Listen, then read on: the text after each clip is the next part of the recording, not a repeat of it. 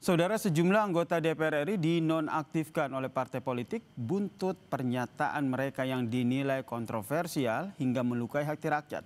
Namun ternyata mereka yang dinonaktifkan itu nyatanya masih menerima gaji, saudara. Apakah langkah ini bisa meredam unjuk rasa yang terjadi di berbagai daerah? Kami membahasnya bersama dengan anggota Dewan Pembina Perludem, Mbak Titi Anggraini, dan juga anggota Majelis Partai Demokrat, Bang Syarif Hasan, yang telah bergabung bersama kami di Kompas Petang. Selamat sore semuanya. Selamat sore. Selamat sore.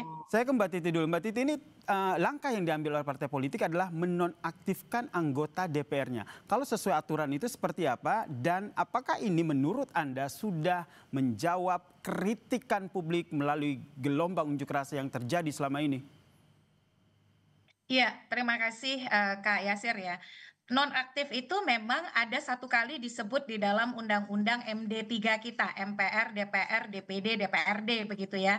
Tetapi konteks nonaktif itu hanya untuk pimpinan dan anggota MKD DPR yang diadukan dan menjadi teradu. Sedangkan dalam konteks anggota biasa itu tidak dikenal istilah nonaktif. Jadi nonaktif itu memang sama sekali tidak dikenal dalam peristilahan kedewanan begitu.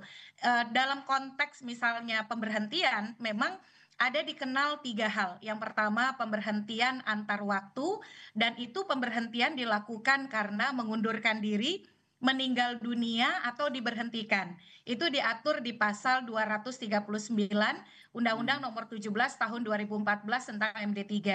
Kemudian ada juga penggantian antar waktu. Nah, penggantian antar waktu ini adalah mengganti anggota DPR yang diberhentikan tadi dengan anggota DPR dari dapil yang sama, yang berasal dari partai yang sama, yang memperoleh suara terbanyak berikutnya begitu. Dan yang ketiga juga dikenal istilah pemberhentian sementara. Nah, tetapi pemberhentian sementara ini hanya untuk anggota dewan yang menjadi terdakwa karena melakukan tindak pidana. Jadi kalau bagi saya istilah nonaktif itu merupakan keputusan politik internal partai yang tidak berkaitan dengan status formal kedewanan begitu ya. Itu kebijakan disiplin partai. Tetapi apakah kemudian mereka menjadi kehilangan status keanggotaan dewannya? Menjadi tidak. Karena kehilangan keanggotaan kedewanan itu hanya bisa kalau dia mengundurkan diri, diberhentikan, atau meninggal dunia. Nah, situasi itu kan tidak terjadi pada orang-orang yang disebutkan tadi, baik dari Partai Nasdem, Partai Amanat Nasional, ataupun Partai Golkar. Jadi yang kita tunggu adalah apa yang dimaksud dengan nonaktif itu bergantung tindak lanjut dari masing-masing partai. Kalau masing-masing partai itu ingin mengganti misalnya, itu statusnya artinya dia diberhentikan oleh partai sebagai anggota dewan, dan itu ada prosedurnya. Pimpinan partai harus mengusulkan kepada pimpinan DPR, nanti pimpinan DPR mengkonfirmasi kepada KPU bahwa ada yang diberhentikan oleh partai dan akan bertanya siapa yang memperoleh suara terbanyak berikutnya. Jadi Mbak Titi, prosedur formalnya seperti itu. Mbak Titi, berarti dengan kata lain ini bisa dikatakan partai politik ini main aman aja begitu ya, menonaktifkan untuk sementara meredam. Ya bisa dibilang begitu, karena ini ansih menjadi kebijakan internal partai. Kita harus cek nih sama Pak Syarif dan kawan-kawan misalnya, di pimpinan DPR itu apakah sudah ada pengusulan pemberhentian anggota yang bersangkutan oleh pimpinan partai. Karena yang mengusulkan itu adalah pimpinan partai kepada pimpinan DPR. Baik, tahan di situ dulu ya Mbak Titi ya. Kita langsung ke Bang Syarif. Bang Syarif, kenapa akhirnya menurut Anda dari sisi politik deh ini, kenapa akhirnya partai politik ini mengambil langkah menonaktifkan?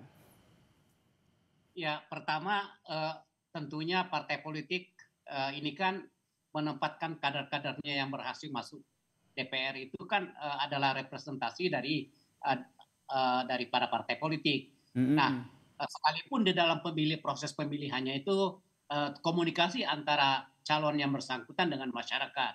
Nah, dan harus diingat bahwa sebenarnya secara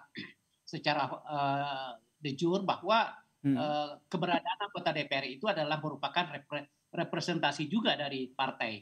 Jadi kalau partai mengambil suatu kebijakan untuk menonaktifkan, saya pikir ini adalah langkah politis. Tetapi sekali lagi langkah politis ini tidak berdampak kepada keberadaan para anggota tersebut.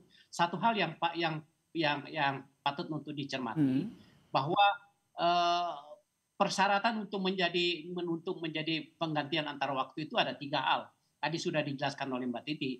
Nah, kuncinya adalah sebenarnya kalau seandainya anggota DPR itu tidak mau mengundurkan diri, maka itu sampai kapanpun tidak akan bisa dilakukan PAW. Nah, kasus ini pernah terjadi juga dulu pada saat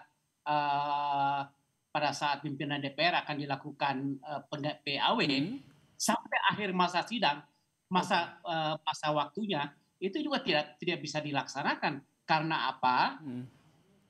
Anggota tersebut tidak mau mengundurkan diri. Yang kedua adalah karena kebijakan partai itu tidak sesuai dengan yang tertera di dalam Undang-Undang Nomor 7 tahun 2017 tentang penggantian antar waktu. Jadi pertama yang harus dilakukan setelah penonaktifan ini, kita harus melihat apakah ada surat pengunduran diri dari anggota DPR tersebut.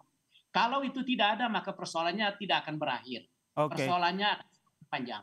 Nah, ini apakah ini juga Mas Harif, ini juga apakah juga dibahas kemarin antara Presiden Prabowo dengan sejumlah ketua umum partai politik terkait dengan akhirnya mengambil kesepakatan menonaktifkan? Kenapa tidak langsung meminta anggota dewan mereka, ya udah kalian telah mencederai rakyat, mundur aja deh. Tapi jangan dijawab dulu ya. Kita bahas usai jeda, tetaplah bersama kami di Kompas Petang.